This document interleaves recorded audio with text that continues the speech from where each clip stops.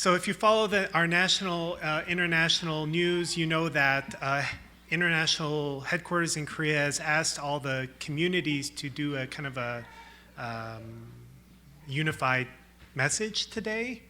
And as you also know, many years ago we committed to always having seeker-friendly, seeker-sensitive services. So I know that some of you may be very disappointed to not be hearing the international message this morning, but we'll of course make sure that that's available to everybody. It's not that we don't want to have it available, it's just our commitment and our guests in our service. So I'm going to be sharing a message that's just a normal message, and we'll make sure that you all have available the message from international headquarters as well.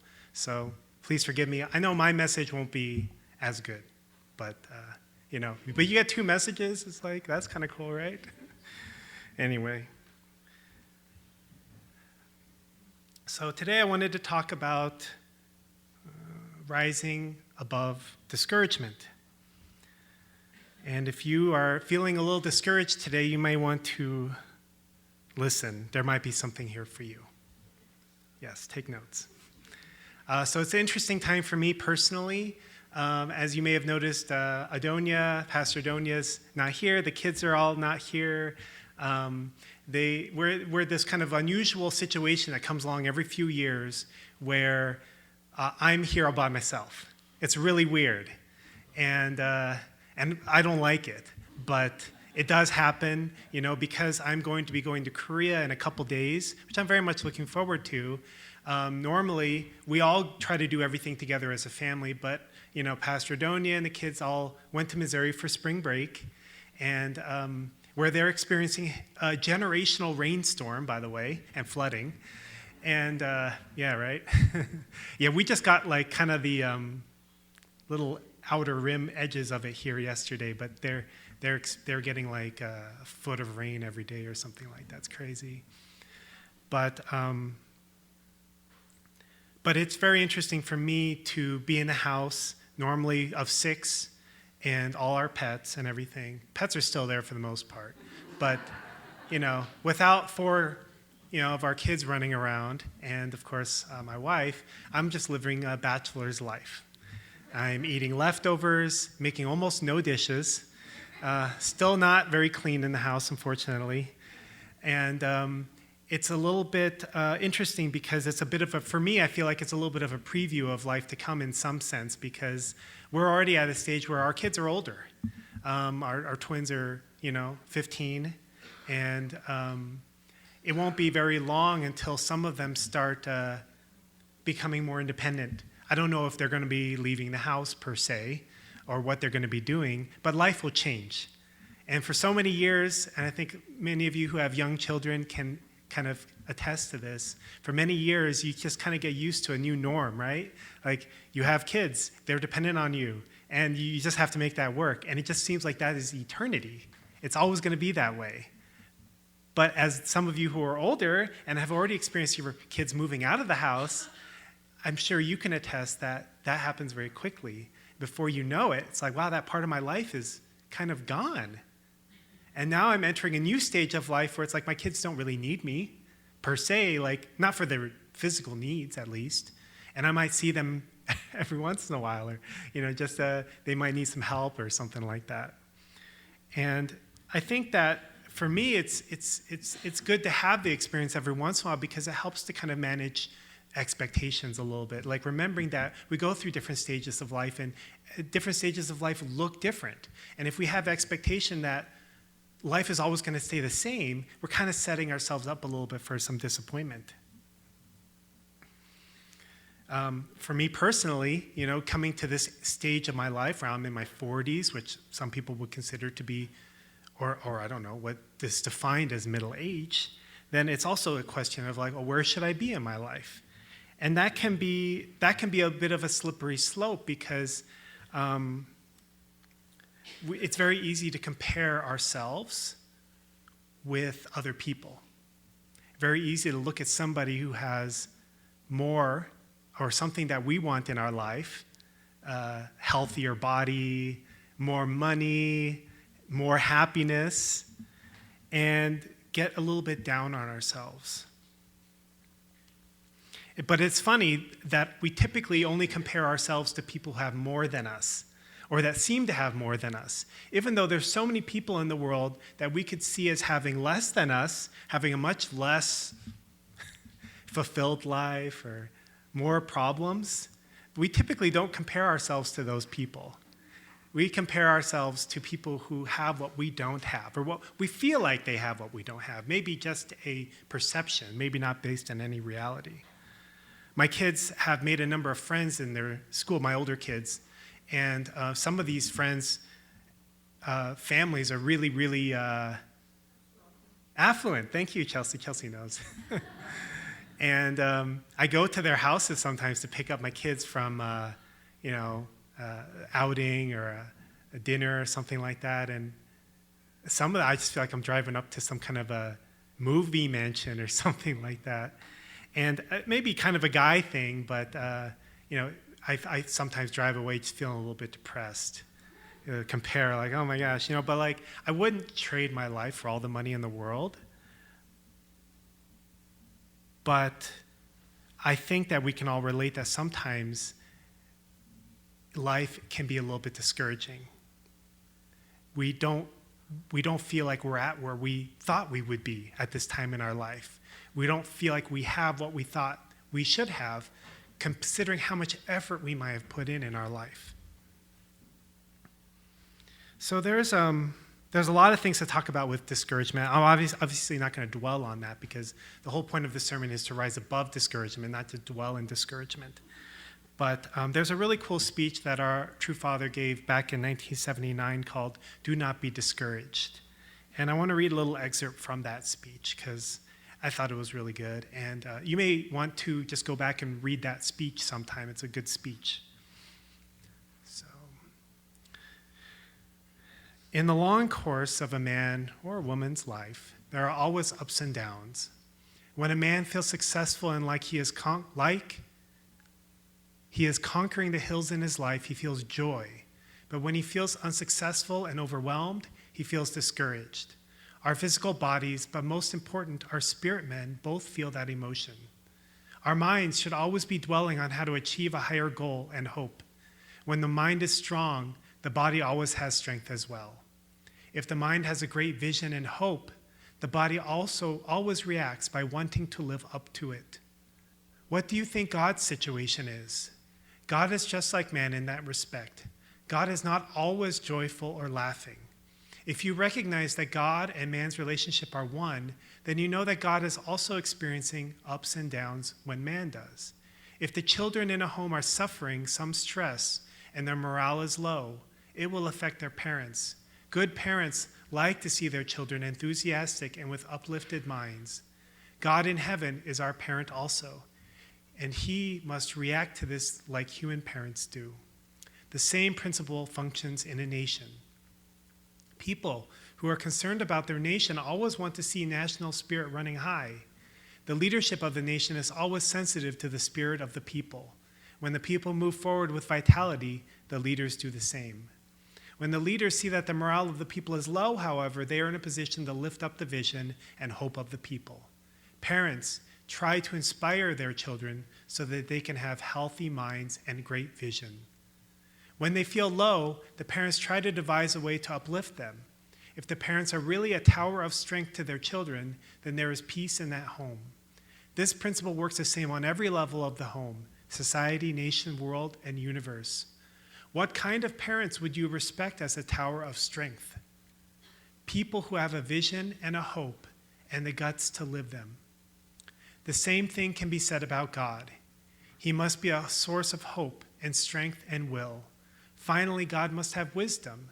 Whom can we trust as individuals? God is a little too far away. Those nearest to us are our parents, so we should trust in them. We want to have parents we can be proud of in front of the nation. Can America be proud of your parents? In many cases, you are not sure and feel discouragement over this point. As a nation, whom can we trust? Can we trust President Carter wholeheartedly? Remember, this was a long time ago. It's like 45 years? like that. I don't know if I'm getting my math right. Oops. You are not even sure if you can trust your brothers and sisters either. It is discouraging to feel there is no place we can put our trust. Our mind always desires happiness at home, but in many cases, people reluctantly return to their homes in the evening and plan how to leave again quickly. What is the worst thing that could discourage us today? The home is the foundation of a society, but America's homes are breaking down. Parents should govern their family with love, but there is unrest instead because often the parents cannot communicate with each other and are in despair. When father and mother cannot become one, how could we expect the children to be at peace with each other? Who would want to come home and look at his parents' face in that case? It is only natural that young people try to leave such a home. Nevertheless, the original mind of each person harbors hope for the ideal family. Everyone wants a home, some cubbyhole where they can have peace, freedom, and privacy. They want to build a fence around such a home so they would not be disturbed. The second source of discouragement in America is the standard of the churches. People think that at least in church, they should feel comfort and peace, even though their home is breaking down. But once you get involved with the churches, you feel discouraged again because there is not much love, heavenly spirit, or unselfishness there. There are usually selfish interests at work with human elements.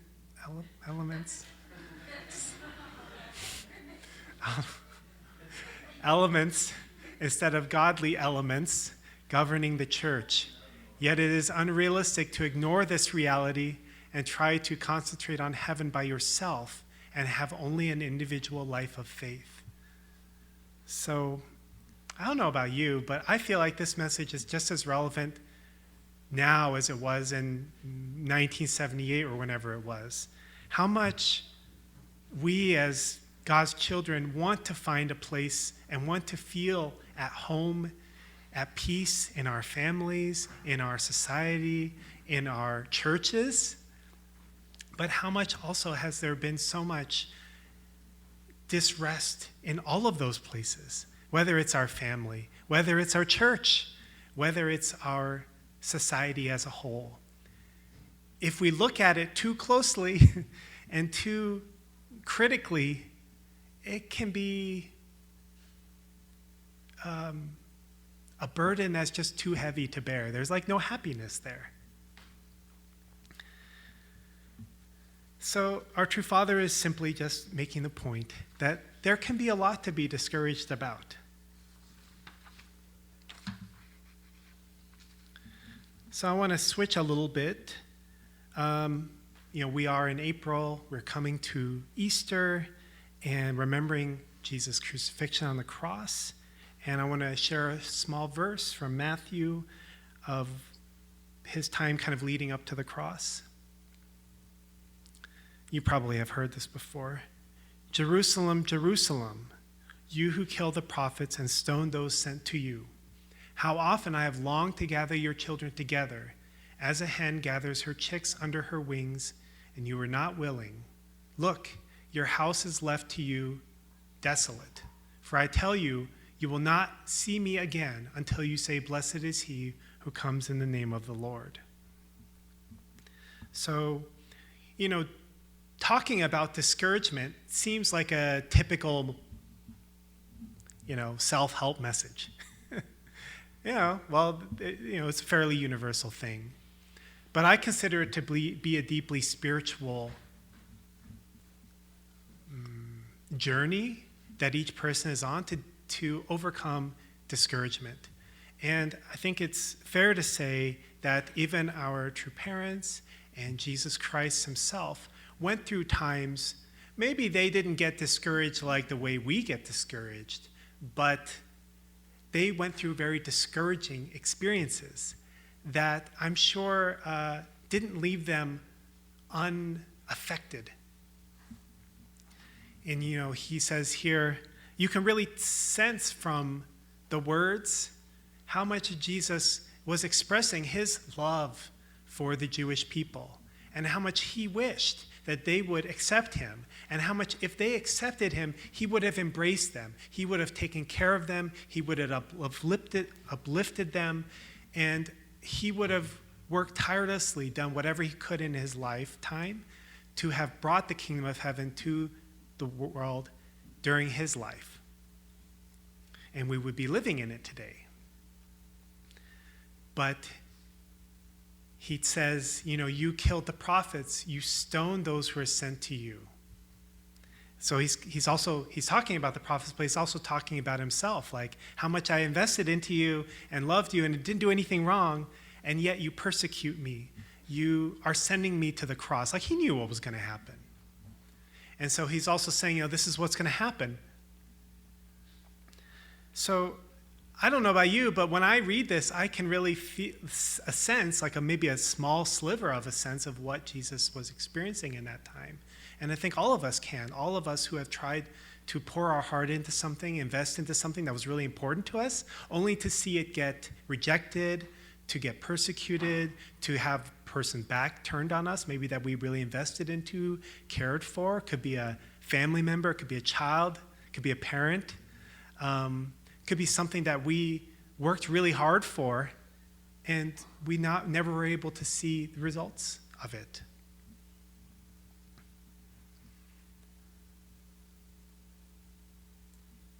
So one thing that's important for us to understand is that discouragement is not something that we should expect to avoid in our life.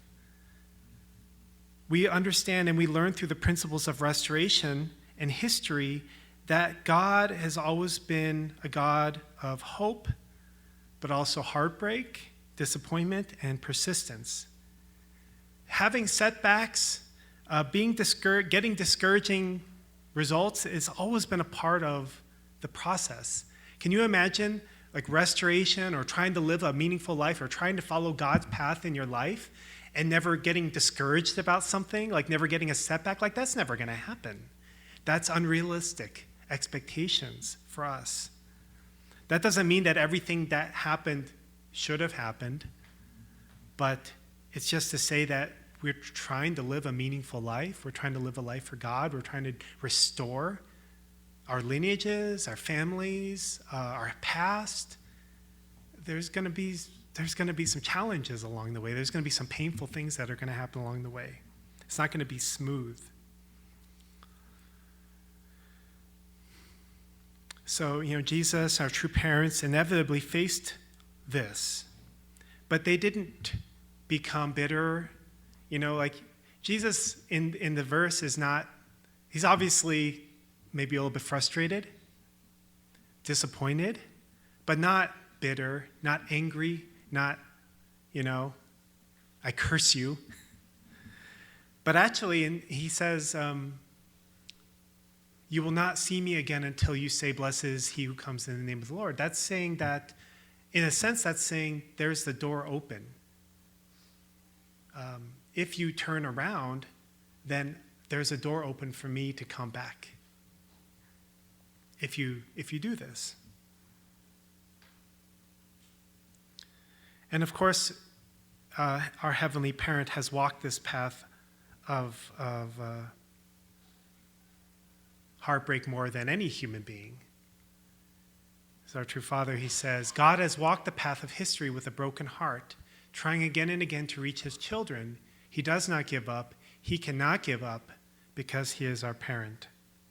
So at times, if you feel discouraged, you feel like your efforts have gone unnoticed, or you feel like your efforts have not borne the fruit that you had hoped, you feel like your love is not reciprocated back to you, or you just feel like you just don't know how to make that progress in your life, it's important to remember that this is also the path that our Heavenly Parent, that our Jesus, that our true parents have walked, that same path, and we aren't alone. But discouragement comes when our hope collides with our reality.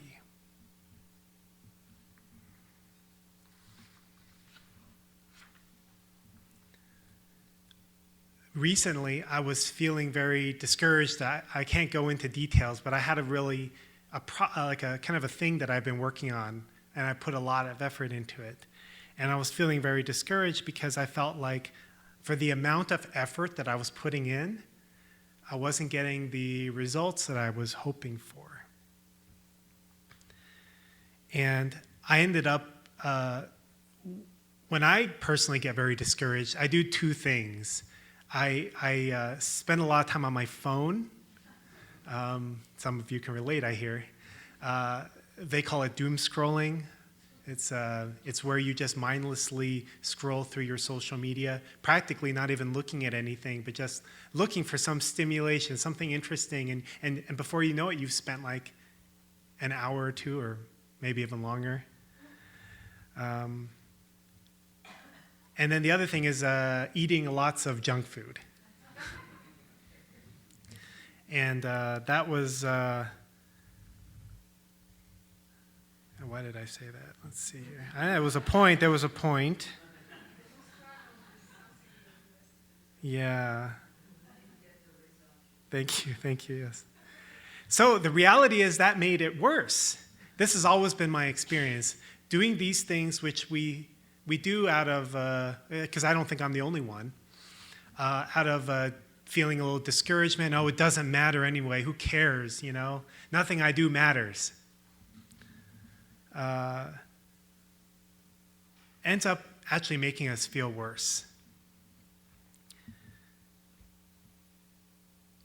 And whether it's with like my project, which maybe doesn't relate to you so much, but something else that you've personally poured your heart into, whether it's your mission, your family, or your growth, discouragement is often a shadow of unfulfilled hopes when our expectations and our reality don't match. So I actually ended up having to delete all my social media apps off of my phone because it was just getting really bad. So that was actually really helpful. I'm going to share another quote here from our true father. He said, "The heart that endures rejection for the sake of love is a heart that becomes like God's. Don't give up when others reject you. God has been rejected for thousands of years, yet he still loves." So our challenge is not on how to avoid getting discouraged. I think a lot of people try to live their life in a way that they avoid uncomfortable situations, difficult circumstances. Disappointment or discouragement would be one of those. We can't, unless we want to lower our expectations of our life so much where accomplishing anything is meaningless, we're going to experience some discouragement. So the question is not how to avoid them, but how to go through them and not become cold or jaded through those discouraging situations. How can we maintain our true parent's heart? How can we maintain Jesus' heart of still loving, still striving, renewing hope, not becoming bitter, while still going through those difficult situations? It can be very challenging. I think one thing that is helpful for us to understand is that discouragement is not a bad thing, actually. It depends how you look at it, right? In some ways, we could think, things didn't work out the way I wanted. That's a bad thing. I'm unhappy. I'm justified in my unhappiness, right? It sounds fine. But on the other hand, too, I also know people who rarely ever kind of feel discouraged because they go through life not really reassessing things, not really like considering, could I have done things better? Could things have turned out differently? How can I take responsibility for this situation and do better? That's actually very important. And if you never do those things, then maybe you may not get that discouraged in life.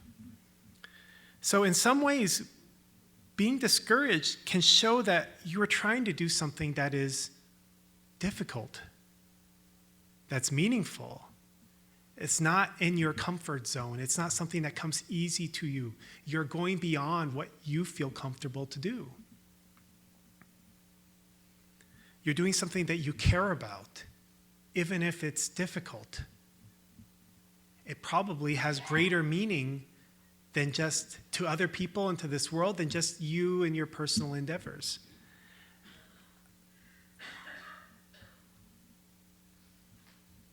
I think that if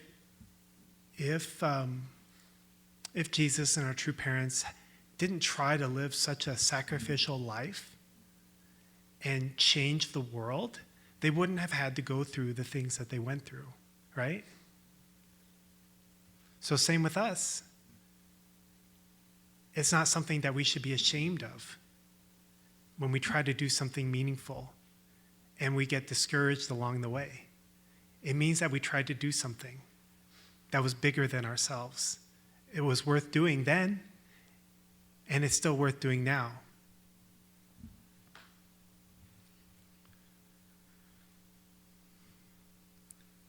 Another way that we kind of try to deal with things is discouragement is,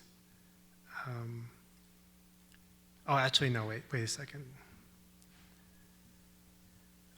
Another thing that I've noticed, I see this a lot in churches, like our church, but also businesses, organizations, people, Another way that we kind of tend to try to avoid discouragement is that we tend to avoid admitting that there's a problem. We act like things are better than they are. And I think that this is actually more damaging than getting discouraged. Because if we get discouraged, then we can say, oh, there's a problem. What's the problem? How do I address the problem? How can I take responsibility for the problem? It's very real. It's very honest. And it's very it's very personal. I know there's a problem. I know maybe I made some mistakes, and this is the results, and what can I do to address it? I think this is not comfortable, but it's healthy. It's necessary. But if we tend to act like there's not a problem or it's not my responsibility, then nothing will ever change. That's my biggest concern or issue with that mentality. As the saying goes, the first step to solving a problem is acknowledging that there's a problem. If we don't know that there's a problem, if we don't acknowledge that there's a problem, then we can never fix it. So, the point of all that is to say that it's okay to take time to mourn or to become real with the situation that we're in. Oops, not that one. When we go back to Jesus and his lamenting over the people of Jerusalem, we see that Jesus is taking the time. Maybe he's not necessarily, I don't know, he really sounds like he's mourning. It really sounds like he is sad for what could have been, but what wasn't, for what was lost. And he's taking the time to acknowledge it, to talk about it. And I think that sometimes we tend to just kind of keep going in life, and we tend to not want to confront these kind of things. And I think that I believe this is right, maybe just my own opinion or whatever, but I believe that it can be very healthy to take time to just stop in life and to pray to God, or to just take the time to ourselves with our conscience to really look at our situation and be like, you know what? I may have hopes for my future, but I am very disappointed about how things have led to this point. Certain things have been lost that I can't take back. And that is kind of the reality of our lives, but not for the sake of dwelling on those things, for what could have been and becoming angry because someone didn't help me or because things should have been better, but to ask for perspective, for wisdom, for God to help to remind me of what I do have and what I have to be grateful for.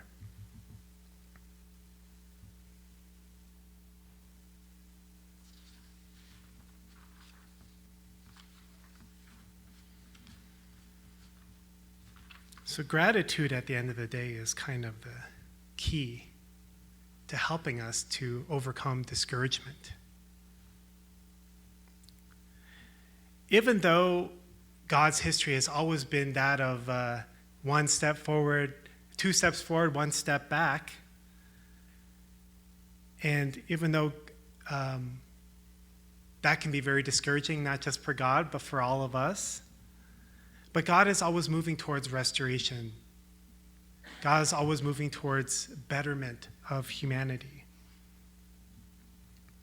And that's why Jesus said, even though he was mournful of the situation, he said, "You will see me again." So God always leaves the door open. So I want to share one final quote from True Mother.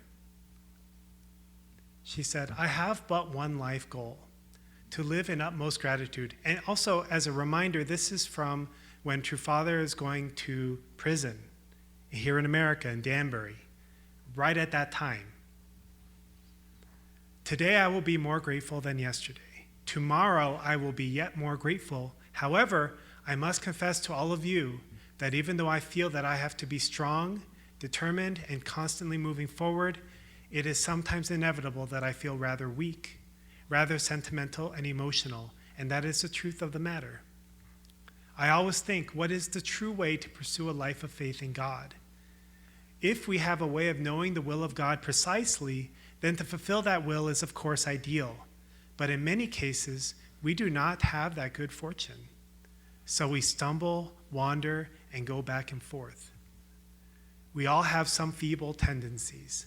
Father gave me a parting word to me at the last moment before he left for Danbury. He said that you must not complain about the situation. Rather, you must live in gratitude about it. When you are completely united in gratitude, this will create a foundation for true, lasting unity. When there is unity, a great miracle will come." So I hope that if you're experiencing some level of discouragement in your life right now, that somehow that discouragement can turn into a new source of energy and hope for your life, can be restored. And when we stop comparing our current life with the expectations of what it should be, or comparing with others, that what they have and what I don't have, and we simply strive to find gratitude for the life that we have, then I think that we're taking a step in the right direction. So I'll offer a prayer. Good morning, our dearest Heavenly Parent.